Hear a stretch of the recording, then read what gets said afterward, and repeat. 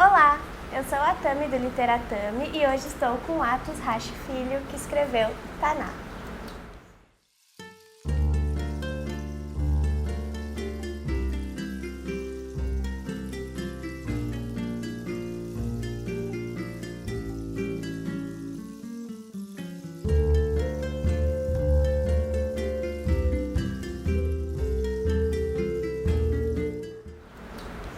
Atos, é um prazer te receber aqui no Literatami, muito obrigada. Bom, para quem não conhece o Atos, ele é engenheiro, nascido no Rio de Janeiro e trabalha com invenção e implantação de projetos. Ele é autor do romance Presente, de 2021, e do romance Taná, que é o livro inspirado na saga do seu ancestral Silvestre Hachiburg. Isso, que é o tema do nosso papo de hoje, o Taná. Bom, então seja muito bem-vindo, obrigada mais uma vez. Muito obrigado. De cara eu tenho um depoimento a dar aqui sobre a Tami, que ela é muito mais bonita pessoalmente. Vocês estão olhando bem abaixo do que ela é. Certo. Atos, bom, tá chovendo, gente, então esse barulho é da chuva, mas diz pra gente, o que é que te fez passar da engenharia à criação literária? Quando foi que você começou a escrever literatura? Olha, eu escrevo desde a adolescência, escrevia muito, mas tudo lata do lixo. Nunca me importei em guardar nada, gravar e mostrar. Até que um belo dia, assim, na adolescência mesmo, teve um concurso de redação no colégio e tal, e meu professor de português ficou, de repente, como diria o Nelson Rodrigues, com os olhos rútilos e a boca trêmula, dizendo que aquilo ali era uma obra, que ele ia guardar aquela redação para ele e tal. Eu falei, opa, o que é isso? Aí eu comecei a desconfiar que podia ser que eu tivesse algum talento para escrita, né? Mas aí continuei escrevendo e tal. Engenharia é um lugar muito distante de literatura das artes em geral, né? Apesar de que o Dostoiévski era engenheiro, né? É um velho exemplo. Mas nunca tive essa pretensão de escrever e tal, mas depois escrevi um romance chamado Copacabana, que esse romance foi o primeiro que eu escrevi. E ele está estacionado ali na rua Barata Ribeiro 200, com dois personagens dentro do carro, na chuva. De vez em quando tem um limpador de para-brisas. E eu não consegui sair dali, mas fiquei ali no Copacabana. Depois foi Presente, que foi assim um pouco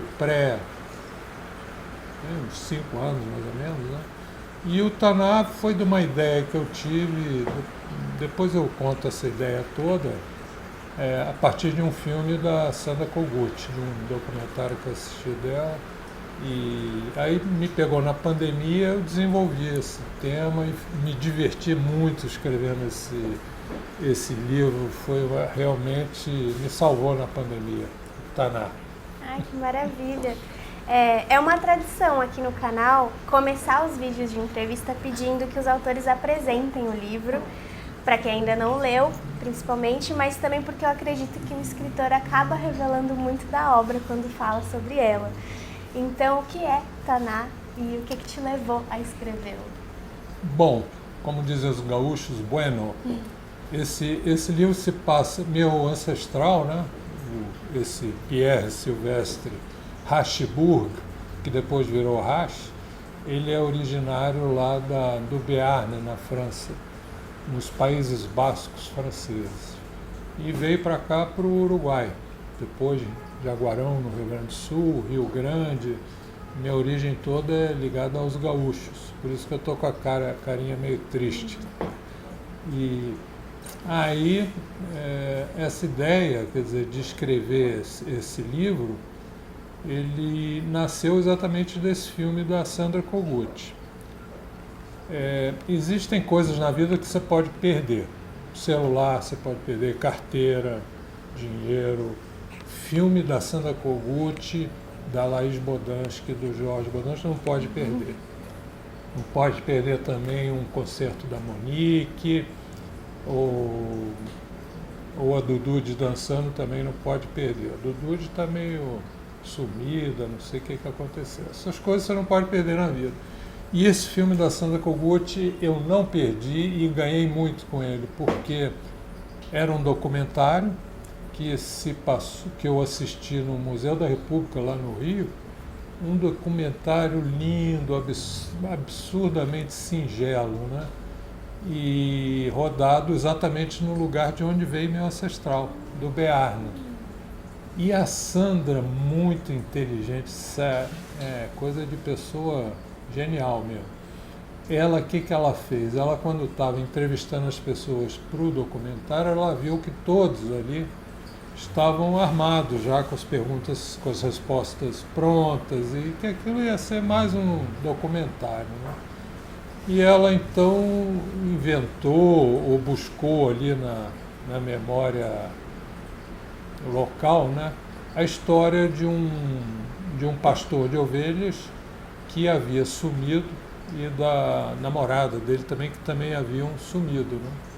E com isso ela deixou que essa história se criasse no inconsciente coletivo daquelas vilas que ela ia passeando.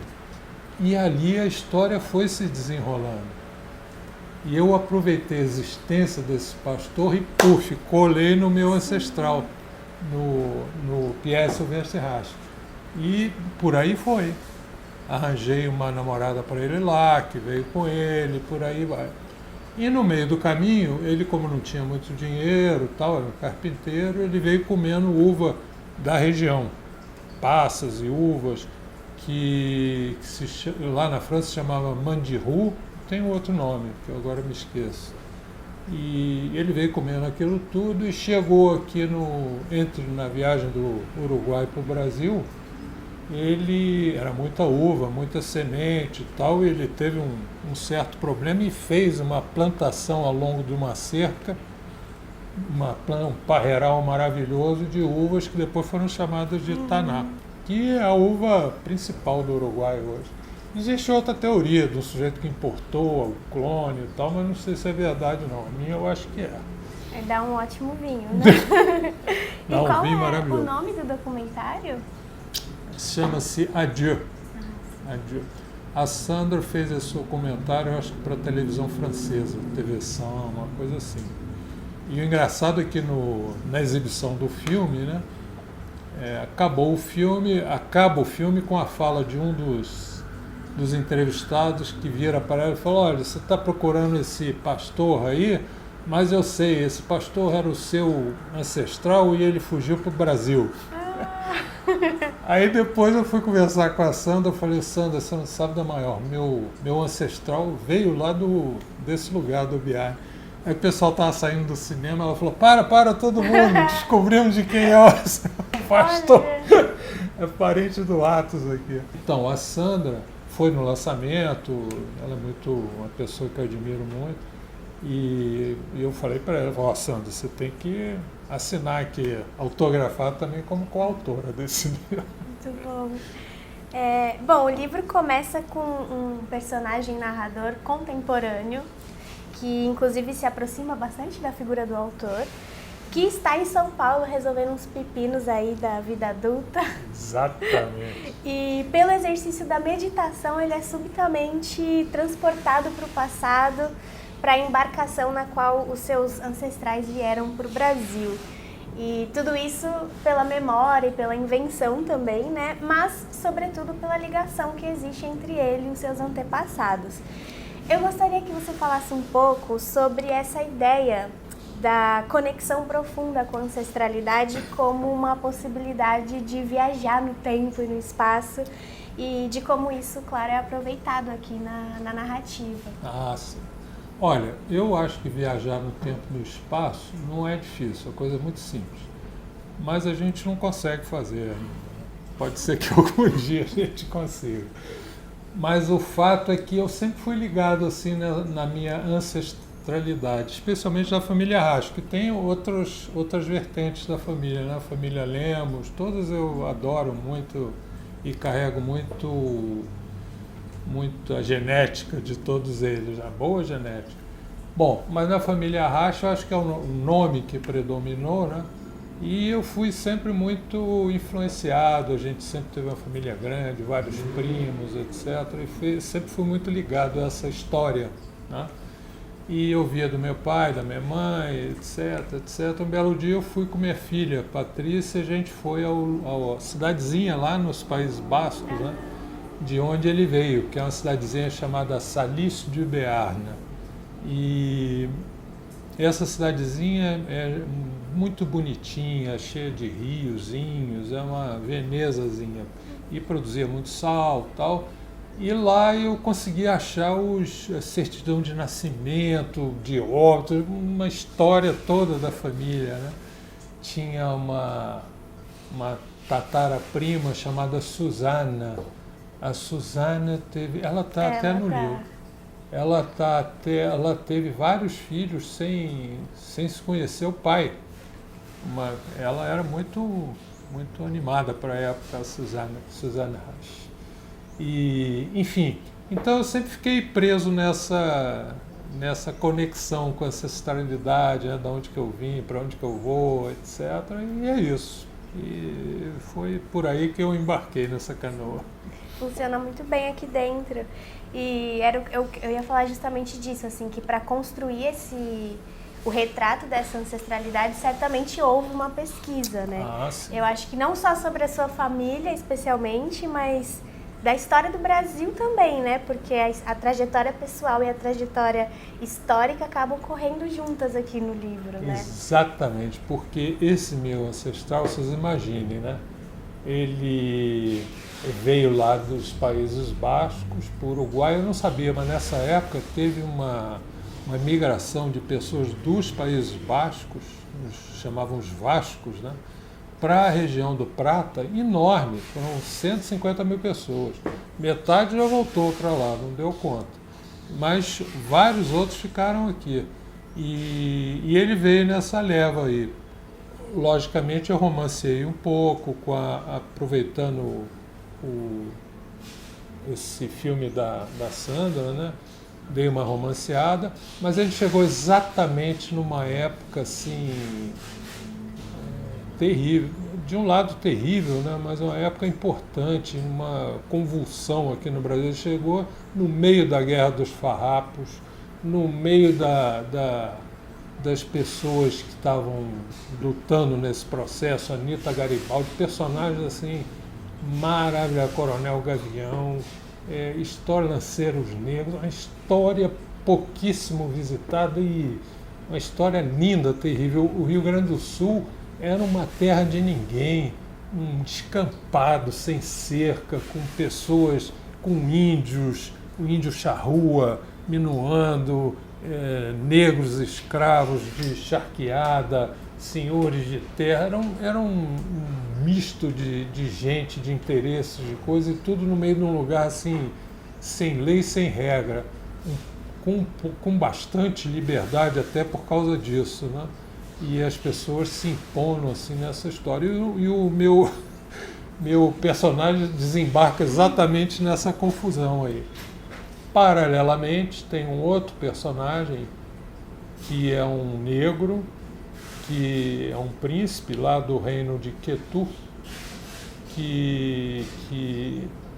cuja cidade é invadida lá pelos guerreiros de Daomé, e ele é feito escravo e vai dar aqui na Bahia. E por uma dessas coincidências da história, lá na Bahia, aí eu tenho que fazer uma referência ao João Baldo, ao livro dele, Viva o Povo Brasileiro, que é um livro que me fez entender essa história do Brasil numa outra dimensão. Assim, esse livro é de uma sabedoria assim, absurda. E eu fiz questão de colocar esse meu personagem em contato com alguns personagens do João Baldo. E ele, uma hora lá, encontra com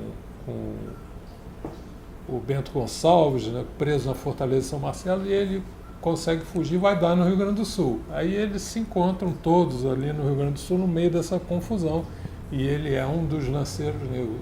Mas é um personagem assim, um sujeito de uma inteligência absurda, de uma cultura enorme, porque ele foi alfabetizado no lugar que ele ficou, lá em Taparica, né? E ele, como tinha uma inteligência assim poderosíssima, ele se instruiu rapidamente de uma forma enorme, né? E por aí vai, não vou contar mais não, que fica muito spoiler. Não, o que é muito interessante, que é uma coisa que a literatura oferece, que você soube aproveitar muito bem, foi essa mirada humanizadora para esses personagens históricos, né? A Anitta, por exemplo, como ela aparece aqui. A Anitta Garibaldi, pouca gente sabe, mas tem uma estátua enorme dela em Roma, né? Ela exatamente montada num cavalo, com o neném no colo, fugindo do cerco, que aliás está no livro também, o cerco do exército imperial que eles fizeram para ela na Praia de Mostardas, e ela consegue, depois de ter parido uma criança com 1 semana, ela monta num cavalo, fura o cerco e foge. É uma mulher assim... Impressionante. Nossa Senhora, sensacional. Anitta Garibaldi, eu sou fã número 1 dela. E acho que isso dá abertura para a gente falar de uma coisa que eu gostei muito aqui do livro, que foi essa galeria de personagens muito robusta e de personalidades bastante consistentes e marcantes, né? E aí eu queria aproveitar para destacar justamente as mulheres aqui dentro, que são mulheres excepcionais, assim, às vezes tão ou mais impactantes que os personagens masculinos. São. Bom, começando pela própria Anitta Garibaldi. Anitta Garibaldi é um parênteses na história do Brasil, né? Uma mulher independente, forte. E nesse lugar que todos esses personagens estavam no momento, quem não fosse forte ou morria, ou sucumbia ou sumia, porque a pessoa tinha que ser forte ali. Daí que eu acho que o gaúcho assim, tem essa natureza, porque ele teve que se sobreviver a isso tudo lá, essa liberdade extrema, que às vezes era a forma de você sobreviver, né? Enfim, mas as mulheres têm um lado peculiar de existir, de sobreviver, né? Elas são mais ligadas a um entendimento de vida, uma sensibilidade, algumas coisas mais sutis, né? E todas elas têm refletidas aí, tem essa característica, um pouco mais, um pouco menos. A Denise, que veio lá do Bearne com o meu ancestral, né? É uma mulher ligada à aventura, ela quer aventura, ela não consegue respirar sem aventura. E se descobre uma artista em um determinado momento e a partir dali ela muda completamente e deixa até meu ancestral numa situação meio chata. Sim. Eu não vou falar o que é, mas ela realiza um dos sonhos que eu tinha quando eu era criança. Olha! Eu sempre pensei em fazer o que ela faz. Não, mas muita gente, viu?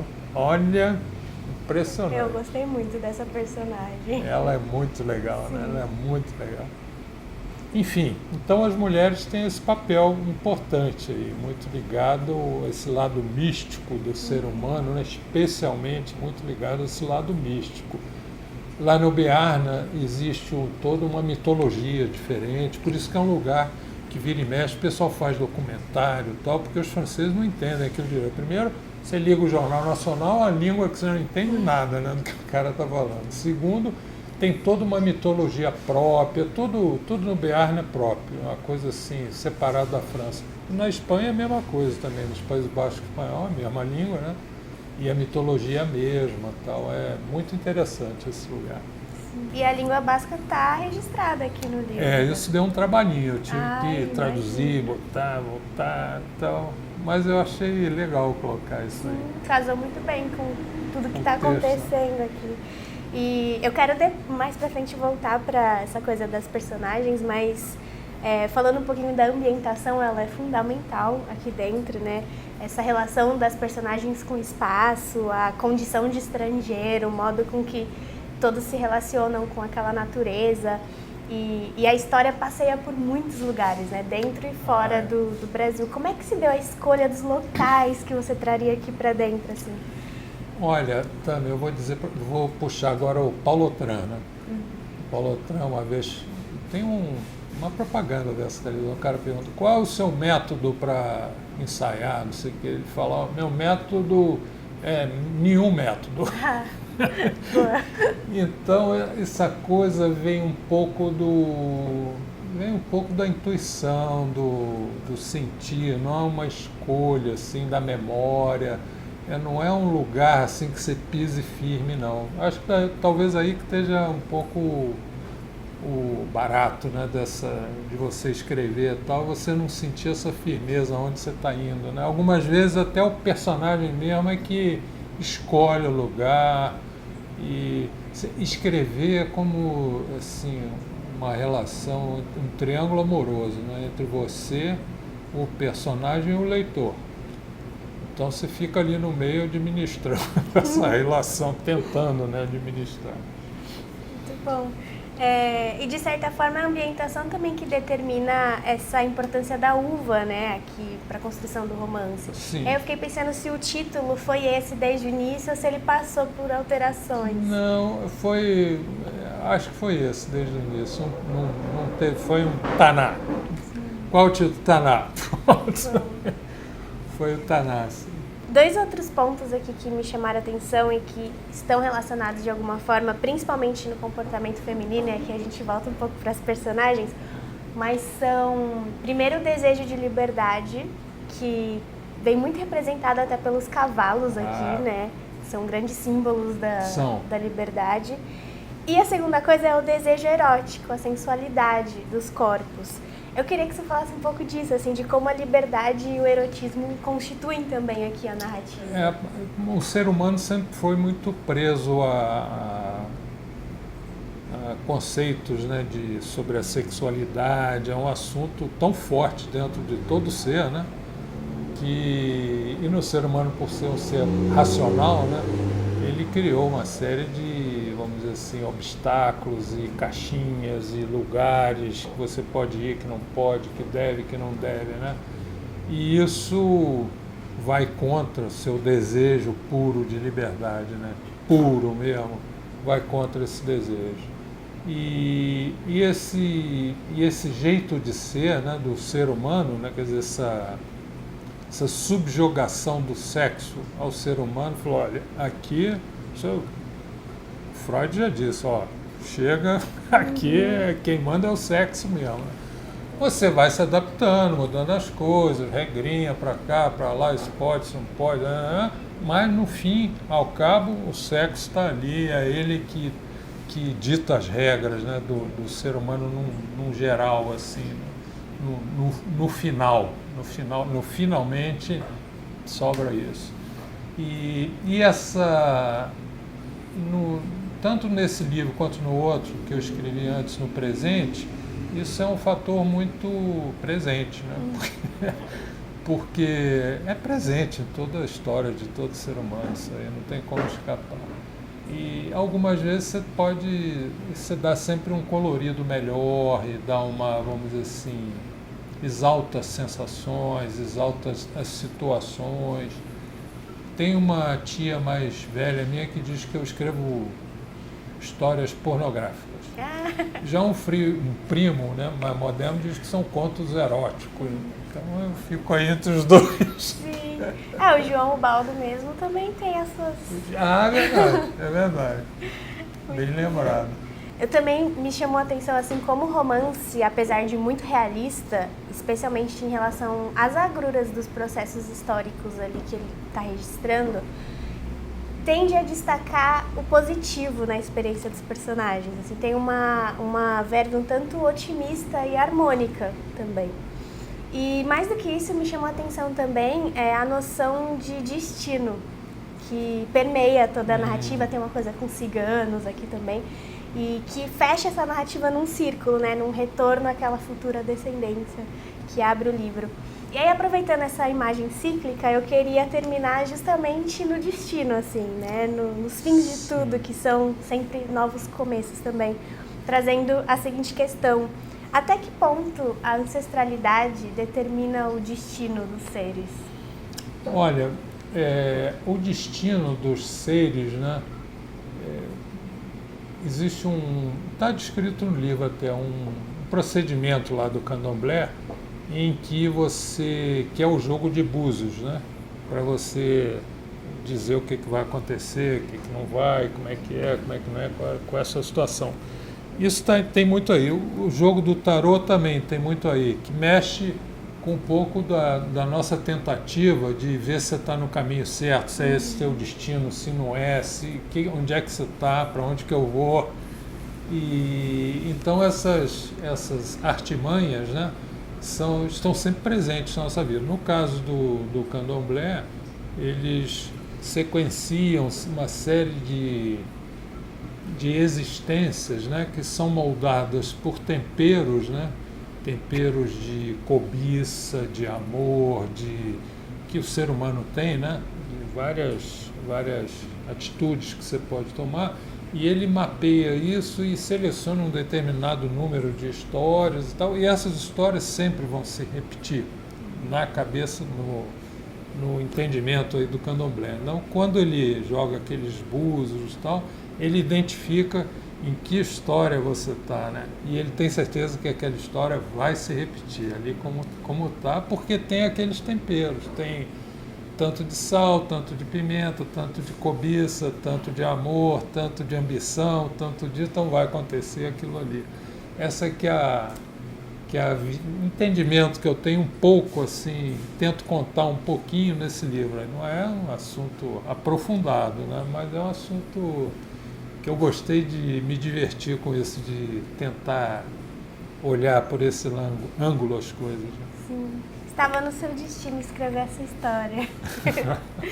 Só assim, antes da gente finalizar, o livro tem ilustrações muito bonitas. Eu queria saber de onde vêm essas ilustrações. Essas ilustrações foram feitas pela Zazá, que é uma artista plástica lá de Petrópolis, maravilhosa. E eu fiquei muito feliz com o trabalho dela, ela fez. Eu gosto de nos meus livros, sempre colocar ilustração. No presente tinha muita fotografia, alguns trabalhos de um grande artista plástico brasileiro, que é o Antônio Pedro, que é um expressionista, é o Francis Bacon brasileiro. Nossa. Esse cara é campeão. Já ganhou o prêmio Viagem ao Exterior. Então tem no presente tem essas ilustrações. E no próximo que eu estou escrevendo, tá no final, eu tenho... Romance? Não, o romance está parado ali, eu não estou conseguindo sair daquele lugar. Um negócio... Ai, meu Deus, estou sofrendo com isso. Mas o próximo é de contos, crônicas, críticas, um monte de assuntos diversos reunidos. Esses livros, tanto Presente quanto o Taná, eu normalmente começo com um conto, ou com um ensaio, mas um conto. Começo com um conto, aí vai estendendo até que os personagens pegam a caneta da minha mão e começam a detonar o negócio. Mas eu esqueci o que você perguntou. As ilustrações. As ilustrações, então vai ter. É isso. Mas a Zazá é maravilhosa. Você gostaria de deixar algum recado para os leitores, para futuros leitores? Não, os leitores eu espero que gostem do Taná, é um livro muito divertido, eu gostei muito de escrever. Tem umas referências históricas bem fortes. Essas referências eu tenho que agradecer ao Eduardo Bueno, ao Peninha, que eu sou fã também. Eu acho que eu já li todos os livros dele, né? E todas as referências históricas da Revolta dos Malés, da Guerra dos Farrapos, da Anita Garibaldi, do personagem do Coronel Gavião, todos esses personagens, vamos dizer assim, históricos, eu busquei, o Bueno pode até assinar junto esse livro, eu busquei dos vídeos dele lá, como é que chama? Isso não vai cair no Enem, uma coisa parecida, né? E ele conta essas histórias de uma forma muito divertida e algumas eu chequei para ver se é isso mesmo. Lógico que a história você tem várias vertentes, né? Mas algumas, por exemplo, o que ele conta da Anita Garibaldi é muito mais do que eu coloquei aí. É uma mulher excepcional. A Revolta dos Malés também é uma história que me surpreendeu, porque o que aconteceu lá não é não é tão simples assim, por aí vai. E especialmente a Guerra dos Farrapos, aí ele é campeão, né? Porque ele é gaúcho. Então, é isso. Eu queria dizer que esse livro eu adorei e escrever, né? E eu tenho certeza que quem lê vai gostar muito e vai se, vou dizer, vai se encher de prazer lendo essas histórias aí que são contadas. E proximamente eu vou estar fazendo uma venda, né? Um lançamento também no Centro de Cultura Gaúcha aqui de São Paulo, com a receita em benefício dos Hermanos Gauchos. Eu vou deixar aqui embaixo na descrição do vídeo as informações para quem quiser ir ao evento. Eu ainda tenho que conversar com eles para ver certinho a data, tal coisa, mas no Centro de Tradição Gaúcha de São Paulo, que fica em Diadema. Já conversei com eles, fiz a proposta, estou esperando as respostas, né? E eu queria terminar com a frase do Simões Lopes, que eu li num livro de um quase que primo meu, do Raimundo Fauro, que escreveu um livro importantíssimo chamado Os Donos do Poder. E ele cita o Simões Lopes, que fala que o gaúcho segue sempre com a alma forte e o coração sereno. Que bonito. Ai, Atos, muito obrigada. Foi ótimo conversar contigo. Parabéns pelo livro. A edição está super bonita. Maravilha. Muito obrigada. E eu vejo vocês no próximo vídeo. Tchau, tchau. Obrigado e boa leitura aí do Taná. Aproveitem essa uva.